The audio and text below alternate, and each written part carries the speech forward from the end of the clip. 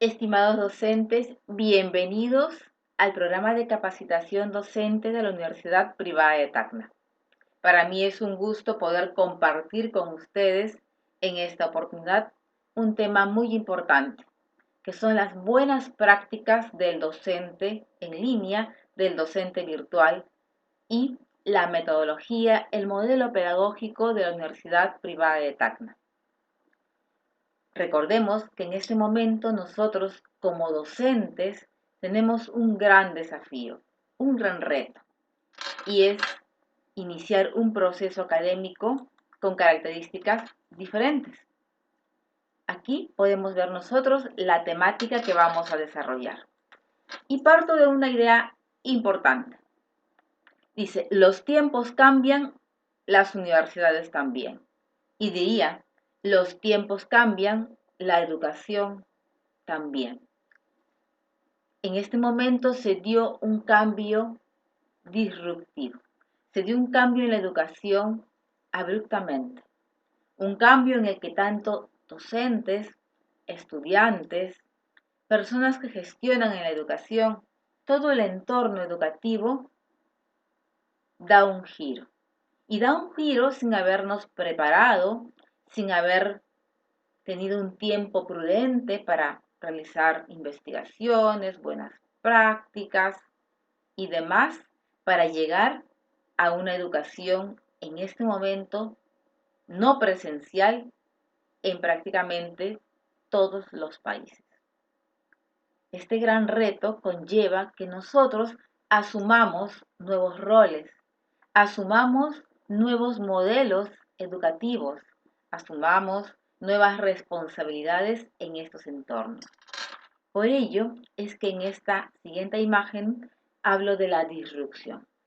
Así es, queridos colegas. De un momento a otro hubo un gran cambio.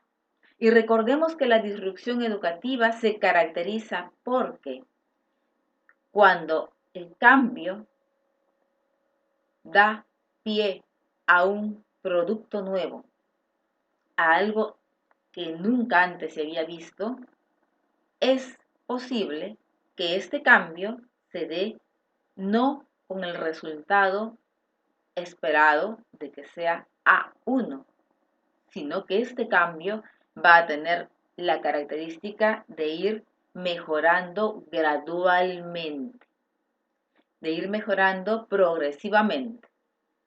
Es como un ejemplo sencillo.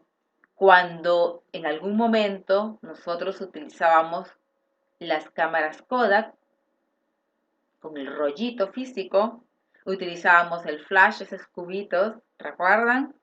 Y cuando tomábamos fotografías, nosotros recogíamos, después de llevarlas a revelar, las fotografías físicas en papel. Pero de un momento a otro, estas fotografías, esta cámara Kodak, este rollito y este cubito mágico que daba flash, dejó de ser el que utilizábamos cuando viajábamos, cuando teníamos una fiesta y otro. Porque apareció, ¿qué cosa? El celular, el smartphone. Y este celular tenía una característica muy diferente. Ahora, este celular podía tomar fotografías digitales. Así es. Podíamos tomar fotografías y si no nos gustaba la primera fotografía, podíamos borrarla, eliminarla, editarla, podíamos aclarar. Entonces, ya no había esa limitación de antes de nosotros tener que utilizar simplemente una cámara y quizás de las 24 tomas de un rollito, habían 3 o 4 que salían veladas o movidas, sino que ahora tenemos un teléfono inteligente que toma fotografías y que hasta incluyen filtros y a veces, ¿no? Las chicas queremos estar, ¿no? Sin arrugas y estas imperfecciones que antes no podíamos quizás nosotros cubrir, ahora con la cámara digital se puede. Pero recuerden, estas primeras fotografías digitales no fueron tal como ahora las tenemos con nuestros smartphones, nuestros Galaxies, nuestros iPhone. No, definitivamente no. Las primeras fotografías digitales no tenían la calidad como las que sí recogíamos en el papelito Kodak cuando las imprimíamos y que se veía muy bien. Eran unas fotografías digitales no tan agradables, ¿no? Pero sí bastante útiles porque podíamos tomar, borrar y volver a tomar la cantidad de veces para tener muchas fotografías diferentes. ¿Qué pasó? Estas fotografías digitales al principio no fueron tan buenas, pero fueron poco a poco mejorando hasta llegar a ser lo que hoy tenemos, unas fotografías espectaculares. Y no me digan que no, espectacular. Con filtro, con detallitos, hasta las editamos. Ese es un ejemplo de un proceso disruptivo. He colocado un ejemplo con las cámaras Kodak. Se dio de un momento a otro. Nadie estaba preparado para utilizar las fotografías digitales. Aprendimos intuitivamente a tomar fotografías con el celular y el producto no fue el máximo, el top, el esperado, sino que fue la mejora continua, queridos colegas, continua. Es lo que ha pasado en este momento. De un momento a otro, sin que nadie lo esperara, tenemos que girar, dejar de trabajar, de realizar las actividades académicas, pedagógicas, de gestión, como lo hacíamos hasta hace poquito, hace unos meses. Y tenemos que asumir nuevos roles con unas responsabilidades muy complejas, porque nosotros no sabíamos, quizás la gran mayoría, de cómo se desarrollaba la educación en línea, la educación virtual. Quizás hayamos llevado un curso o dos, pero no desarrollar al 100% un mes, un curso. Por lo tanto, lo primero que me gustaría comentar aquí es que no nos preocupemos si mañana que comencemos, pasado o el lunes que comencemos nuestra función, nuestro rol como docentes virtuales, docentes en línea, no sea el A1. ¿Por qué? Porque al ser este proceso disruptivo va a ser gradual la mejora, poco a poco, pero para ello hay actividades muy importantes. Y sobre todo, para que esta mejora continua se dé, la responsabilidad de ustedes, queridos colegas, como docentes, es uno de los puntos más importantes. Cada uno de ustedes va a tener que desenvolverse en un rol donde necesitamos empatía, necesitamos mucha comunicación, necesitamos manejar competencias digitales, por supuesto, pero sobre todo necesitamos que nosotros, como docentes, asumamos con voluntad, con dedicación, este nuevo rol. Eso es lo más importante, que queremos hacerlo y queremos hacerlo bien. Y para ello nos estamos capacitando, que es un punto tan importante en el entorno educativo. No permanecer siempre, wow, yo ya soy doctora, soy PhD, hice mi posgrado en España, mi doctorado en España. Perfecto, tenemos muchas credenciales, como siempre digo en mis conferencias. Wow, me dicen, doctora, ¿usted por qué sigue estudiando? ¿Por qué sigue capacitándose? Porque el ser humano permanentemente, los profesionales permanentemente debemos de actualizarnos, capacitarnos. Yo en este rubro, en este entorno de la educación virtual, vengo trabajando más de 12 años. Gestiono virtual y también tengo cátedra virtual. Pero no fue de un momento a otro, sino que fue progresivamente esta actividad y esta experiencia hasta llegar a lo que hoy en día realizo y que todo lo realizo en línea. Y en este momento simplemente he continuado mi proceso. mis diferentes actividades académicas en línea. ¿Por qué? El ser humano, como podemos ver en esta imagen, tiene que permanentemente romper los esquemas tradicionales, el statu quo, lo que llamo el statu quo académico. Siempre hemos estado en una zona cómoda. Estoy en mi oficina, voy de 9 a 5, de 8 a 5, firmo, apruebo, registro, estoy en mi clase presencial, voy a mi clase de 8 a 1 o de 2 a 6 o de 6 a 10 y retorno. Pero si voy a hacer algo diferente, a veces nos preocupamos y decimos, "Ey, de repente no me sale bien, mejor me quedo aquí". Y muchas veces por desconocimiento inclusive hasta lo rechazamos y decimos, no, eso es malo o eso no es de buena calidad. Hasta hace poco siempre se decía y se pensaba que la educación virtual era por debajo de la educación presencial. No, que eso era muy sencillo. Y ahora, quienes ya han comenzado en la práctica se han dado cuenta de lo que siempre comentaba en mis conferencias. La educación virtual demanda muchas más competencias, mucha más dedicación, más tiempo.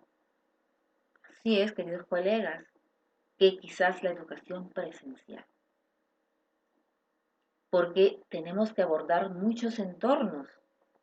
Como mencioné, ya no es simplemente trabajar con el modelo tradicional que veníamos desarrollando en nuestros centros de trabajo, en las universidades, sino que ahora tenemos que asumir nuevos modelos educativos en entornos en línea, nuevos procesos, nuevas estrategias e-learning, nuevos diseños de aulas virtuales que se adapten a las necesidades del estudiante, que tengan menos clic, que sean responsive y otros.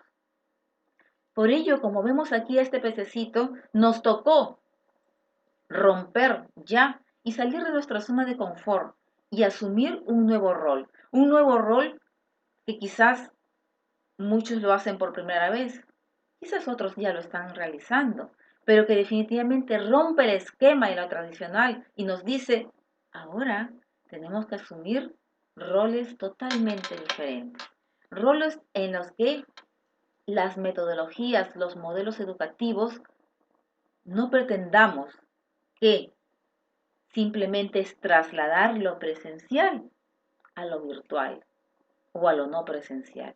No, queridos colegas, no es trasladarlo tal cual. Y esos son los grandes errores que se están cometiendo en este momento por desconocimiento, no por mala intención, sino por desconocimiento. Docentes en colegios y universidades que vemos que simplemente les envían separatas, lecturas, links, videos, desarrollen. Lo que están provocando en estos estudiantes es estresarlos.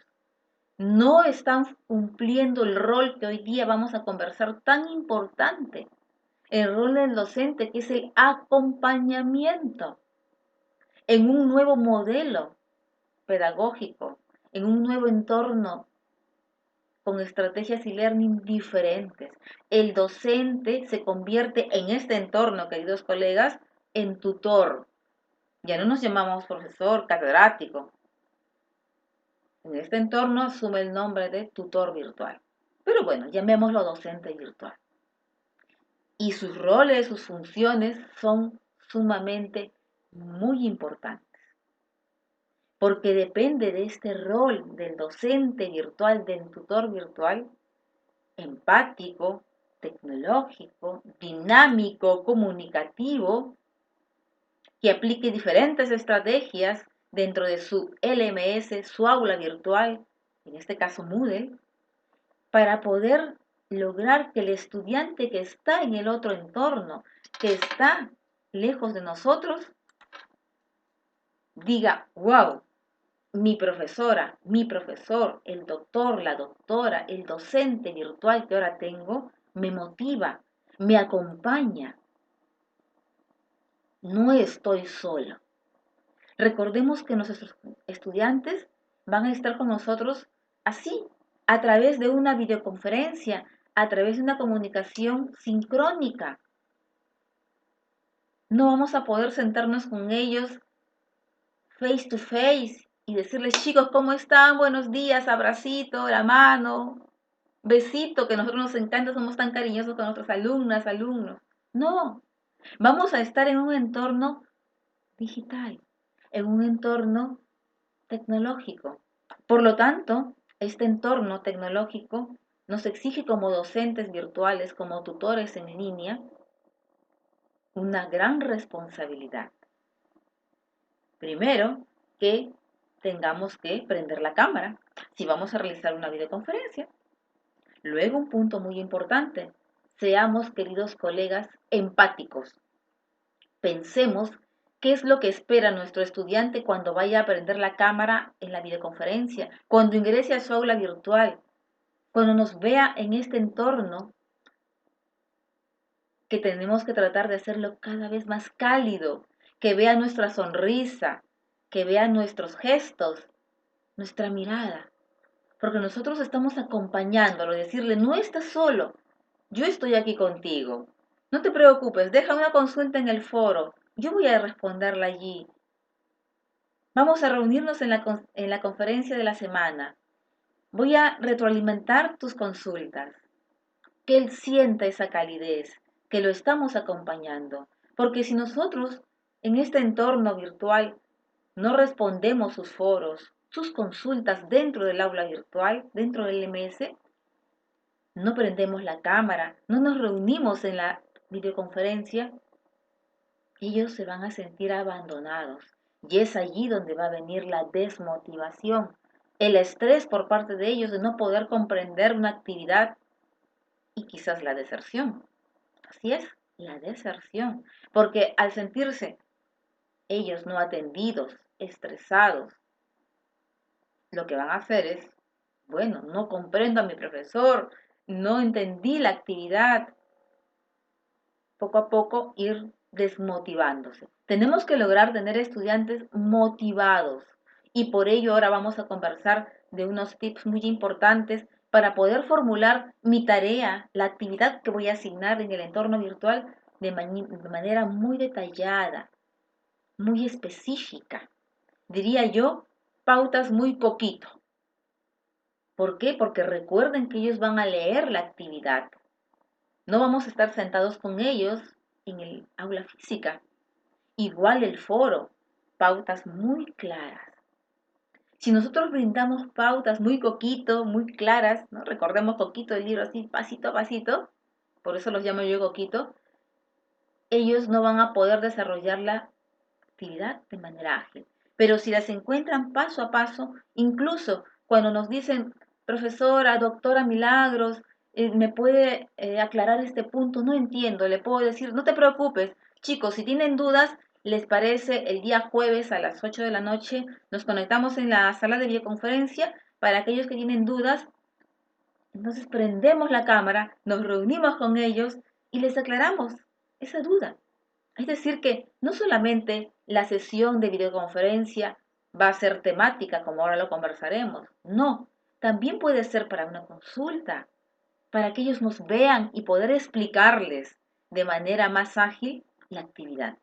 También funciona muy bien utilizar, por ejemplo, grabar pequeños videitos y poder también compartirles para aclarar, ellos los puedan revisar y ver una y otra vez la pauta porque el estudiante necesita ese acompañamiento, ese ir y venir de la comunicación. Como vemos aquí, la videoconferencia es un punto vital, importante para que un docente se desenvuelva adecuadamente en el entorno virtual. Esta comunicación que se da de manera sincrónica.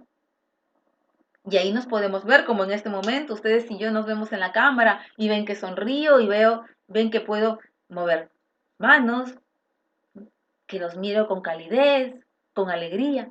Eso espera nuestro estudiante en cada videoconferencia. Espera que nos preparemos con un entorno cálido, que nos preparemos para ellos, para que sean esos 40, 50, 60 minutos en los que podamos interactuar, ellos levantar la mano en la videoconferencia para poder participar y nosotros activarles el permiso y que vayan comentando con nosotros, que vayan despejando todas sus dudas y nosotros poder ir explicándoles paso a paso, como os dije, bien coquito, cada una de las actividades, pero siempre con mucha empatía, con mucha calidez, porque ellos a través de esta cámara van a identificar esa calidez. Por eso, si tenemos una videoconferencia, recuerden, no apaguen la cámara, salvo tengamos un problema de conectividad y sí lo vamos a comprender alumnos y docentes. Porque muchas veces cuando la conectividad no es tan buena, es inestable, se necesita apagar la cámara para que nos puedan escuchar mejor y no irnos o caernos. Pero si tenemos una buena conectividad, la cámara prendida va a funcionar muy bien en cada una de estas actividades. Aquí, observen la retroalimentación. La retroalimentación es pieza clave dentro de este proceso de comunicación y podemos realizarla no solamente nosotros a través de la videoconferencia, sino también podemos retroalimentar a través de un foro que nosotros podemos encontrar y poder responder a cada una de las consultas que nos van a brindar los estudiantes. Tenemos que estar prestos a ellos y no abandonarlos en estos entornos. Bien, entonces, viendo cada una de estas características que nosotros vamos conociendo, responsabilidades que tiene que asumir el docente, el tutor virtual, vamos a pasar luego a conocer un poquito de nuestra aula virtual, de cómo se va a desenvolver en una estructura. Porque no solamente tenemos físicamente un entorno renovado, sino que también vamos a orientarnos a cómo me voy a desenvolver en este entorno. Recuerden que les dije hace un momento que estos cambios disruptivos que nos ha traído la vida en este momento van a llevar a utilizar, aplicar estrategias e-learning, modelos educativos e-learning, estructuras de aulas virtuales que nos acompañen o sean ágiles en este proceso. Y aquí vamos a compartir nosotros. Apago mi cámara para que ahora ustedes puedan ver a plenitud la estructura que tenemos del aula virtual de la Universidad Privada de Tacna.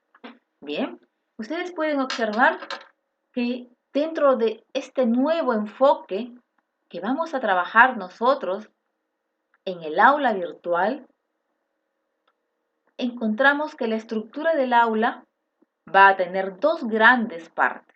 La primera, que se llama área general. La segunda es el área específica. Vamos a explicar en qué consiste el área general. El área general del aula virtual está formada por dos secciones fijas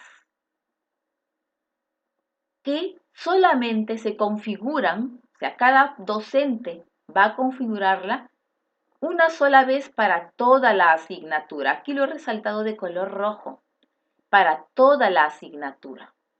Si la asignatura dura 4 meses, para los 4 meses. Si la asignatura dura un mes, para un mes. El área general. Y aquí vamos a encontrar dos secciones. Primero la sección información que estoy marcando acá. La sección información.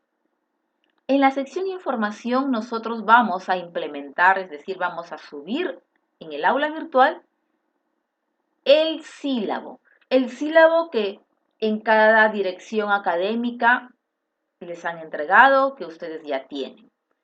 Subir el sílabo, porque es un documento de información general para el estudiante. Vamos a implementar también nuestro cronograma de qué días y horas vamos a desarrollar nuestras videoconferencias. Recordemos que tenemos horarios que ya nos han compartido de nuestras clases. ¿Qué podemos también colocar en la sección información? La netiqueta, es decir, la conducta en el aula virtual. Así como en el entorno físico tenemos lineamientos físicos, También en el entorno virtual hay lineamientos, la netiqueta. ¿Qué podemos copiar, colocar aquí en información? Quizás algunos lineamientos, funciones que nos brinde nuestra escuela. Por ejemplo, pueden ser responsabilidades del tutor virtual, lineamientos de este entorno, etc. También podemos subir aquí, implementar el manual del aula. Por lo tanto, nos damos cuenta que la sección información se caracteriza. ¿Por qué? Porque vamos a tener a la mano todos los documentos necesarios para poder iniciar nuestras clases. ¿Qué necesito tener? Mi sílabo, mi cronograma de clases, mis lineamientos, mi etiqueta, manual del aula y demás. Toda la información general del curso, que voy a subirla, voy a implementarla y va a estar allí permanentemente. Luego, en el área general encontramos otra sección, la sección comunicación. La sección comunicación va a estar formada por 3 puntos muy importantes. El primero, aquí vamos a encontrar el foro de novedades. El foro de novedades se caracteriza porque aquí ustedes, cada uno de los docentes, va a poder enviar comunicados. Por ejemplo, el inicio de clase, la próxima reunión que ha programado de una videoconferencia para consultas, la publicación de las notas, etc. Por ello se llama foro de novedades. Luego tenemos un segundo foro, el foro de socialización. Este foro ya es un foro mucho más activo. Así es, queridos colegas. El foro de socialización se caracteriza porque va a estar aquí para que el docente y el estudiante socialice permanentemente. Es decir, que pueda el estudiante dejar alguna pregunta, duda, una consulta, y el docente va a tener que ingresar allí a ese foro de socialización y responder la duda o aclarar aquel punto que necesita nuestro querido estudiante lo atendamos. Este foro de socialización también va a cobrar un rol muy importante cuando nosotros queremos retroalimentar o reforzar algún punto que hemos trabajado durante la semana, durante el mes. El foro de socialización, entonces, como bien lo dice, es un foro que va a estar para que en el entorno social del aula virtual podamos comunicarnos permanentemente. Y aquí una recomendación muy especial, queridos colegas. Que no pasen 48 horas desde una pregunta que haya formulado el estudiante. ¿Por qué debemos estar atentos a sus consultas? Porque es como que yo levanto la mano en el aula presencial y le pregunto al profesor algo porque no me quedó clara una idea en la clase. Y yo lo dejo allí, lo ignoro 24 horas, día y medio, y no le contesto.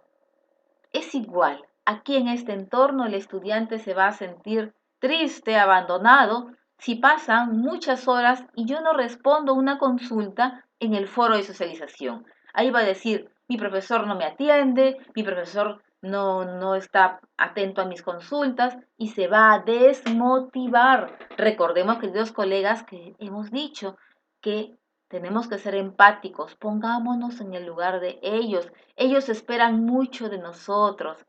Ellos esperan que los atendamos. Entonces, recomendación, no pasar las 48 horas de no revisar nuestro foro de socialización. Luego, en este entorno también vamos a encontrar la sala de videoconferencias. Esa sala que se ha creado en Blackboard y que ustedes ya se van a capacitar o ya se capacitaron en poder recibirlos con la cámara prendida y de manera muy empática para desarrollar las sesiones de clase. Mínimo se recomienda que ustedes puedan trabajar una sesión de videoconferencia a la semana. Y recordemos que si tenemos buena conectividad, prendamos la cámara, porque es una sesión de videoconferencia. Si no prendemos la cámara, ya pierde esa riqueza de comunicación.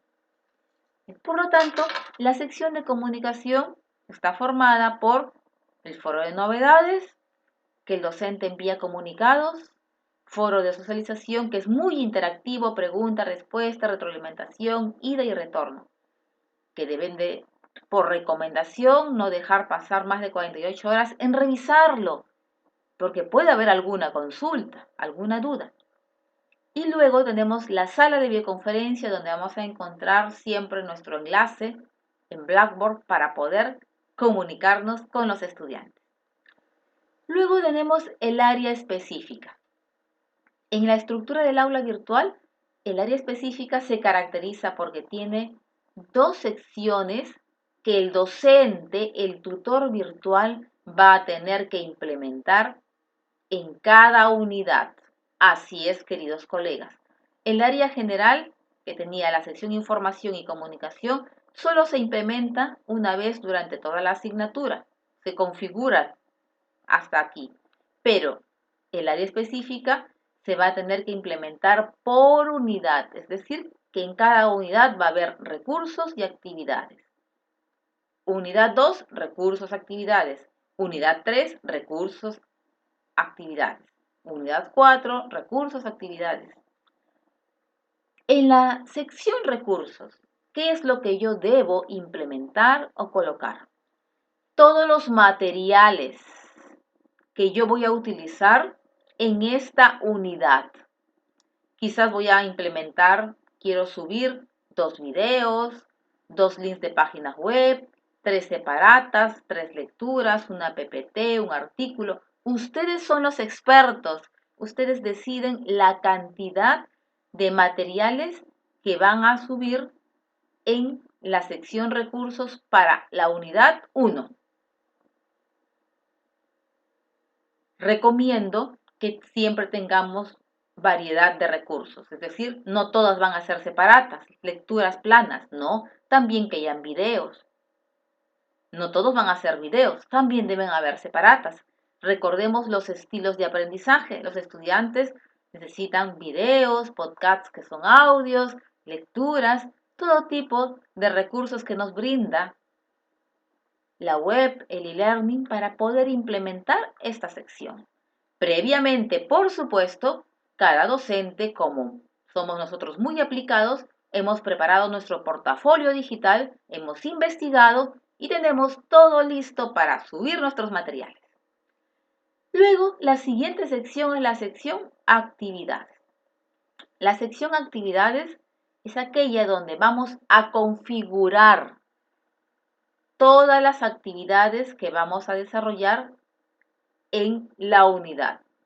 Quizás en esta unidad yo quiera proponer o elaborar 2 tareas y un foro. Quizás quiero proponer aquí una tarea, un foro y una evaluación. Eso lo deciden ustedes, queridos colegas.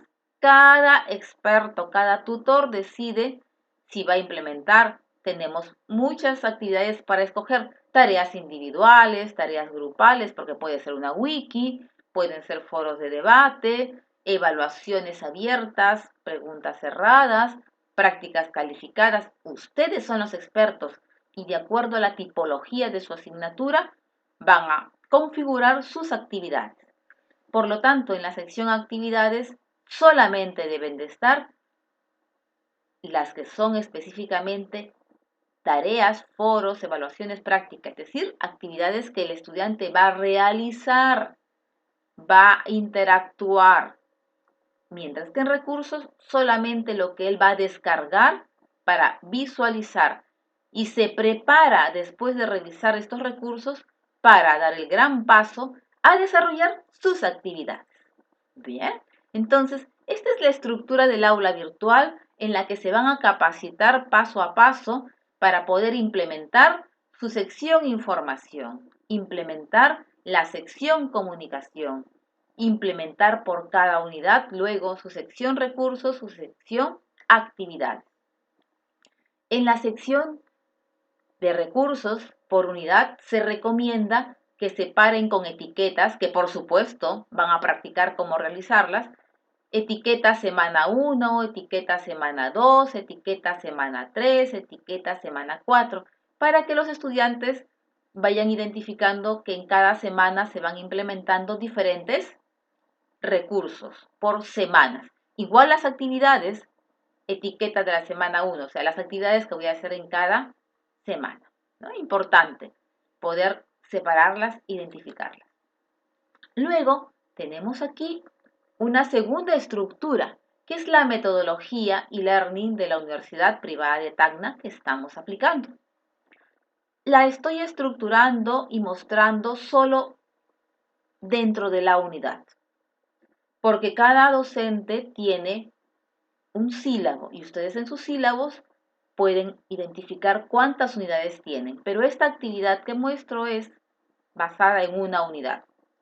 Dentro de la unidad vamos a encontrar siempre actividades. Dentro de la metodología, que hay actividades calificadas y actividades no calificadas. Dentro de las actividades calificadas, la metodología nos indica que podemos configurar tareas individuales, grupales, wikis. Si son individuales, pueden ser también tareas como ensayos, vemos aquí, investigaciones, porque quizás mi curso es de tesis, también trabajos o productos a crear, como crear un PowerPoint, un video, un Photo, un Sparkle, un mapa conceptual, un mapa mental, diferentes tareas, variedad de tareas. ¿Qué otra actividad calificada puedo configurar y puedo desarrollar? Un foro de debate. Un foro de debate. Y aquí quiero recomendar algo muy importante. El foro de debate es para que interactúen docentes y estudiantes, estudiantes entre estudiantes y docente con ellos. Entonces, estos foros, cuando nosotros los configuremos en el aula virtual, es importante que formulen preguntas de nivel criterial. No formulemos preguntas de nivel literal. Literal es decir, preguntar, por ejemplo, ¿qué es la Revolución Rusa? ¿O qué características tiene? No, porque los foros de debate tienen por objetivo desarrollar un pensamiento crítico en los estudiantes, ¿no? Que fundamenten, opine, comente, preguntas criteriales, opine, comente, fundamente, argumente, ¿por qué? Por lo tanto, este foro va a ser dinámico porque cada uno va a dar su punto de vista. Además, recomendamos que en los foros de debate, cuando los estudiantes hagan la referencia de un autor, citen, comiencen a utilizar las normas APA, que en los foros de debate también refuercen estos foros con agregue usted un video, agregue una imagen, es decir, hacer que estos foros sean muy dinámicos, con preguntas abiertas, criteriales y no preguntas literales, porque si son preguntas literales pierde la riqueza del debate. Además, incluir que por lo menos puedan los estudiantes comentar o debatir a dos compañeros. No solamente brindar la respuesta, sino debatir a dos compañeros para que haya interacción. Otra de las actividades que podemos trabajar son los exámenes. Y aquí quiero resaltar que podemos trabajar exámenes abiertos o cerrados, es decir, de preguntas de alternativa múltiple, que son cerrados para marcar, y cuando son cerrados para marcar, la respuesta saldrá automáticamente. Mientras que si son preguntas abiertas, vamos a tener nosotros que ingresar a examen por examen, leer y revisar, leer y revisar. Ustedes son los expertos, ustedes definen si el examen es de alternativa múltiple o de preguntas abiertas. Luego de ello, nosotros podemos encontrar prácticas. Así es, prácticas en las cuales podemos nosotros también formular preguntas abiertas o cerradas. Por ejemplo, los cursos de números, los profesores de matemática, mucho aplican prácticas calificadas y dejan para poder enviar la actividad y revisarla ellos paso a paso, o también prácticas con preguntas cerradas. El experto es el que define. Se recomienda siempre que en las actividades calificadas por unidad, mínimo configuremos 3 actividades. Mínimo 3. ¿De qué tipo? Ustedes definen. Puede ser una tarea, un foro y una práctica. O pueden ser 2 tareas y un examen. O puede ser 2 tareas y un foro. O quizás si es un profesor de matemática me dice, no doctora, yo voy a dejar una tarea y 2 prácticas. O sea, ustedes definen según la naturaleza de la asignatura. Porque la naturaleza de las asignaturas va a implicar que algunos cursos, por ejemplo, de filosofía, ciencias sociales, tendrán más foros de debate. Los cursos de matemática tendrán más prácticas. Los cursos que son más tecnológicos, de herramientas digitales, tendrán más tareas que desarrollar, productos que crear. Por lo tanto, cada experto que son ustedes en su materia, definen mínimo 3 actividades. Por supuesto que pueden ser más, claro. De repente yo quiero dejar 5 porque mi asignatura necesita tener más prácticas. Por supuesto, ustedes ya saben que mínimo se recomiendan 3 por unidad. Y ustedes pueden aplicar 4, 5, 6. También depende de la complejidad. Quizás son pequeños quiz, cortitos. Entonces, ustedes definen. Hay una recomendación muy importante a que también sean variadas, ¿no? Por lo menos de 2 tipos. Luego, dentro de la metodología tenemos que aparecen las actividades no calificadas. Importantísimo. Estas actividades no calificadas van a estar enmarcadas primero en el foro de socialización. El foro de socialización es un foro que inicia desde la unidad 1 hasta la última unidad, es decir, desde que comienza la unidad 1 hasta que acaba todo el curso. Este foro de socialización, por lo tanto, es permanente. Si el curso dura 4 meses, el foro de socialización está abierto permanentemente los 4 meses. Se caracteriza porque es una comunicación asincrónica, porque podemos dejar la consulta, recordemos que el estudiante nos pregunta hoy y nosotros estamos respondiendo a más tardar mañana o en 48 horas. Es una comunicación asincrónica, no se da en el momento face to face, pero sí hay una comunicación en este entorno.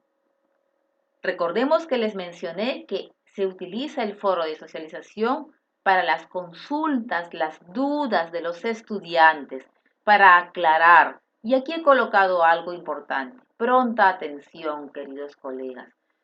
No los abandonemos. Este foro tiene que ser siempre el primer espacio que ustedes ingresen a revisar. Si pueden todos los días, ideal. Recordemos que estamos en un entorno virtual, no los vamos a ver todos los días, como en la facultad, en el entorno físico. Pero mínimo recomiendo que ustedes máximo se demoren 48 horas en atender las consultas. ¿Para qué? Recordemos, para que no se sientan abandonados, para que ellos se sientan atendidos por ustedes, sus profesores, a los cuales ellos admiran, a los cuales ellos quieren, porque muchas veces, ¿no? Nosotros sabemos que ellos nos consideran como sus líderes, como parte de su familia. Ellos recuerdan siempre a ese profesor, a esa profesora que está acompañándolos. Y repito nuevamente la palabra que les dije. Esta metodología nos lleva al acompañamiento, a estar con ellos, asincrónica o sincrónicamente, pero con ellos.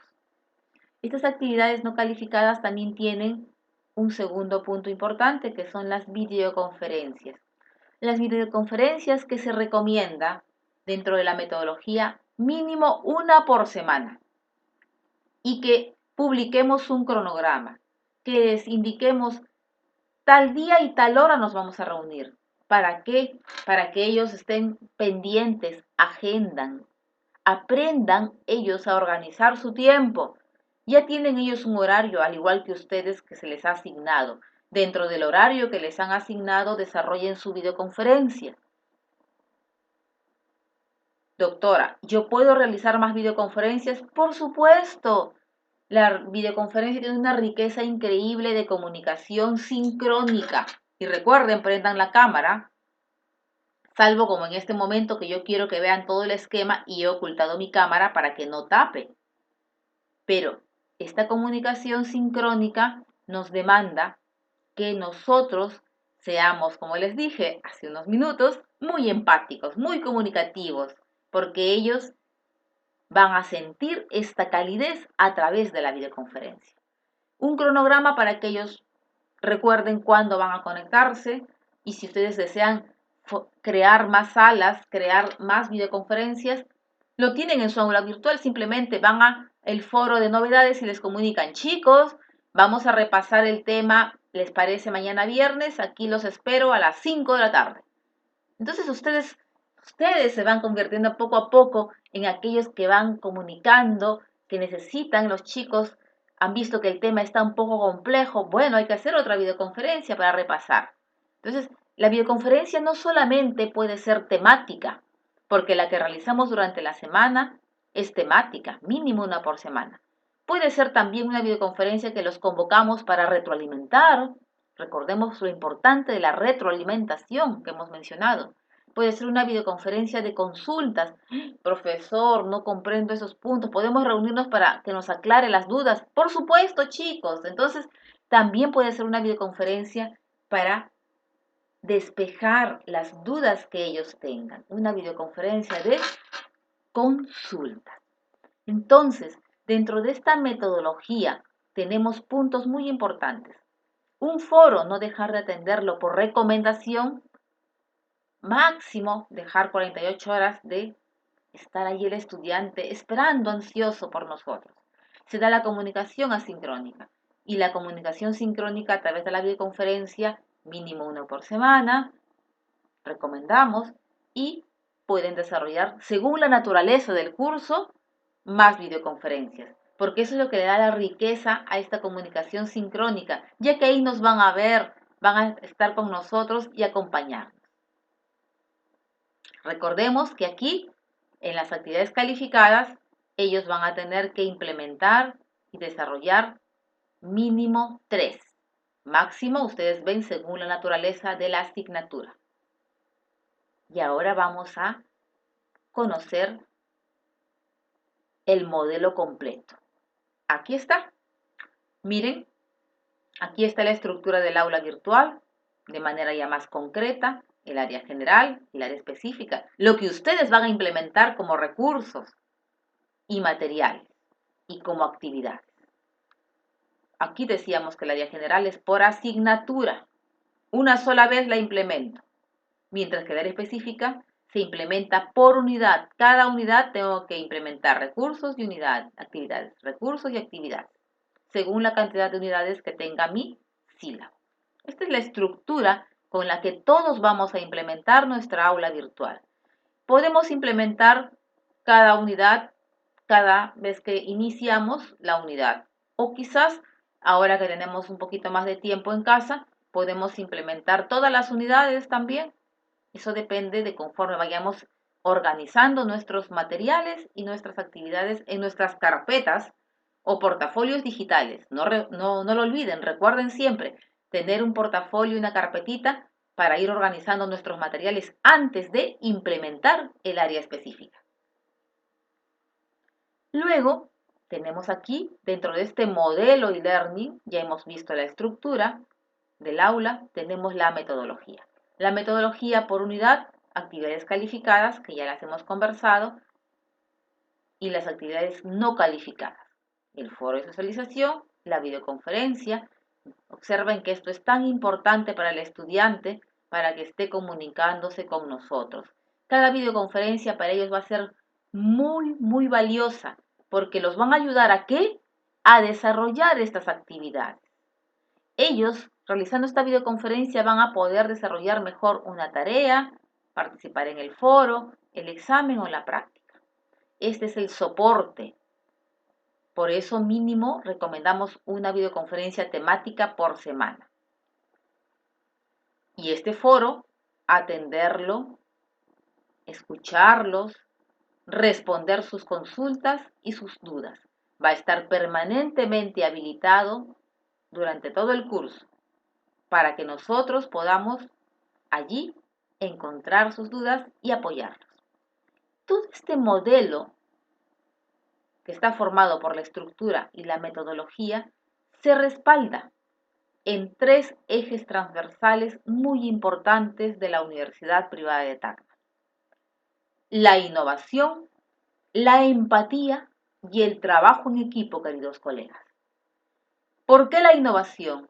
Porque a partir de ahora no solo tenemos un nuevo sistema de videoconferencia que es Blackboard, claro, innovador, sino también una nueva aula virtual, ¿no?, que es Moodle 3.8, sino que tenemos dentro de este proceso innovador una estructura que todos vamos a seguir.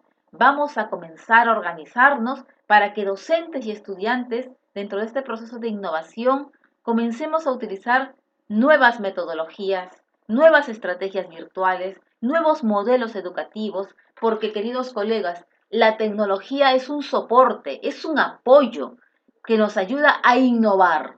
Así es, a ser disruptivos, como nos ha llevado en este momento el cambio en el mundo. La innovación es clave. ¿Recuerdan la pecera? No lo olviden, recuerden ese pececito que sale de su zona de confort, sale de la comodidad. Nos va a costar, por supuesto, queridos colegas, nos va a costar. Pero ese esfuerzo de salir de la zona de confort, de hacer cosas diferentes, innovadoras, nos van a llevar a tener nuevas competencias tecnológicas, nuevas competencias disruptivas, nuevas competencias innovadoras para desenvolvernos en nuevos modelos y estrategias digitales. Aplicar la clase invertida, aplicar el WOC por WhatsApp, con uso de WhatsApp, aplicar mi canal de YouTube. Más adelante comenzarán a grabar ustedes sus propios videos, comenzarán ustedes a crear sus propios materiales multimedia, digitales, cada vez más innovadores, queridos colegas. Simplemente es la toma de decisión. Decir, ahora salgo de mi zona de confort, de mi clase tradicional, y voy a comenzar un entorno diferente. Un entorno no presencial en el que ya no tengo a mi estudiante físico sentado dentro del aula física de clase, sino que ahora lo tengo en su casa.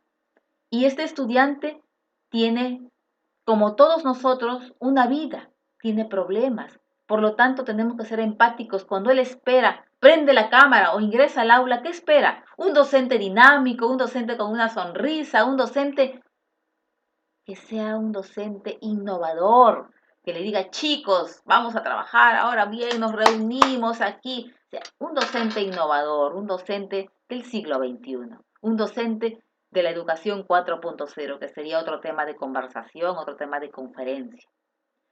Tenemos nosotros aquí otro punto importante, la empatía, queridos colegas.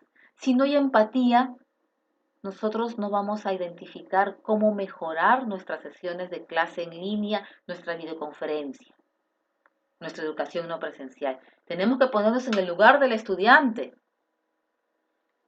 Con mucha pena yo escucho comentarios de colegios, universidades en este momento que dicen, claro, los profesores nos dejan materiales, separatas, lecturas, y allí nos dicen, desarrollen. Y los alumnos no entendemos, los padres también dentro del estrés, todo un estrés familiar. ¿Por qué? Porque no hay una estrategia cómo acompañarlos. Recordemos que la palabra clave hemos dicho que es acompañarlos en este nuevo entorno no presencial. Ellos tienen que estar acompañados de nosotros y tenemos que ser empáticos, ponernos en el lugar de ellos. ¿Qué esperan? ¿Qué materiales voy a implementar?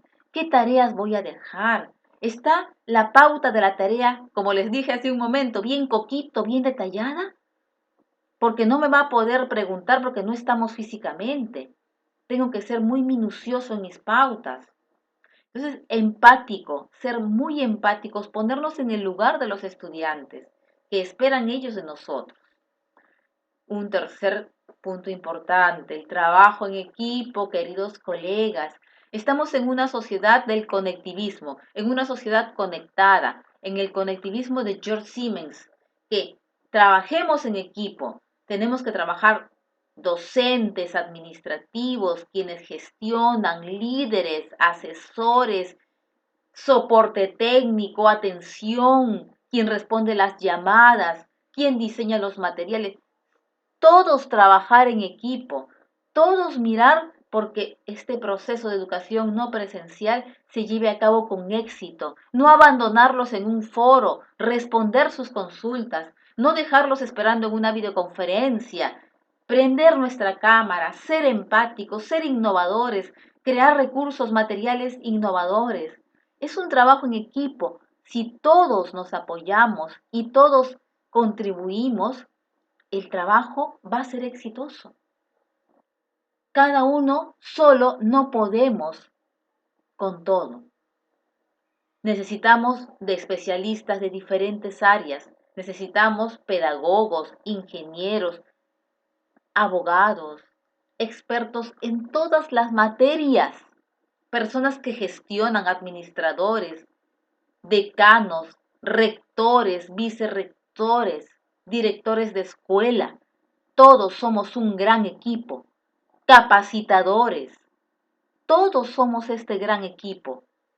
Y los estudiantes van a sentir que somos un gran equipo. Ellos lo van a sentir que queremos darle lo mejor. Comencemos nosotros tomando este análisis de estos tres grandes ejes transversales. Este modelo nos trae la unión, el trabajo en equipo, la empatía con los estudiantes, la innovación apoyándonos en la tecnología. Seamos disruptivos, innovadores, empáticos.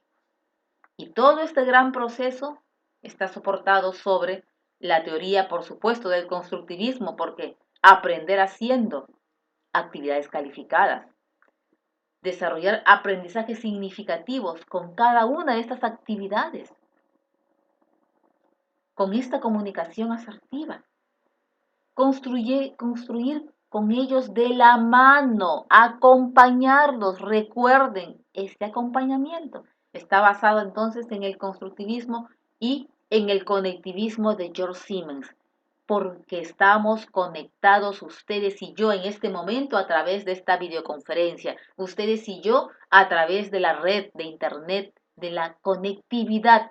El conectivismo nos dice que ustedes, cada uno de ustedes, de los estudiantes, somos un nodo, que unidos, cada uno de estos nodos, vamos a ir generando nuevos aprendizajes en este trabajo en equipo. En el conectivismo estamos cada uno de nosotros liderando un proceso y cada uno va a contribuir a generar en equipo nuevos aprendizajes. Vivimos conectados, así es. ¿Quién no tiene en este momento WhatsApp? ¿Quién no tiene una red social? Vamos a estar conectados en el LMS de Moodle, en el aula virtual. Eso es conectivismo, estamos interactuando. Y ya no solamente participa en la educación el docente, el estudiante, ahora participa, ¿qué cosa? La tecnología. Así es, queridos colegas, por eso también nos basamos en el conectivismo, en una sociedad conectada a través de la tecnología. Porque si no hubiese internet, queridos colegas, no hubiesen clases no presenciales, no hubiese e-learning, no hubiesen clases en línea, no hubiese. Entonces el conectivismo nos dice, ya la red internet cobra un papel importante, protagónico en la educación. Nos sostiene, nos da este soporte de poder tener un aula virtual, poder tener una videoconferencia en Blackboard, o en Zoom, o en Webex, o en Big Blue Button, o en Skype, etcétera, etcétera. Bien, entonces, vivimos en una sociedad conectada, estamos conectados, todo un gran equipo humano, respaldados por una innovación tecnológica, siendo empáticos con nuestros estudiantes, conociendo ya nuestra aula virtual, cómo va a funcionar y nuestro proceso académico, qué es lo que nos pide, Esto es parte de lo que quería compartir con ustedes en esta sesión. Las prácticas de un docente virtual, la calidez y conocer un poquito más de este modelo pedagógico. Para mí ha sido un gusto acompañarnos en esta sesión y ahora iniciemos con ese entusiasmo nuestras actividades académicas. Un abrazo virtual a la distancia. Saludos a cada uno.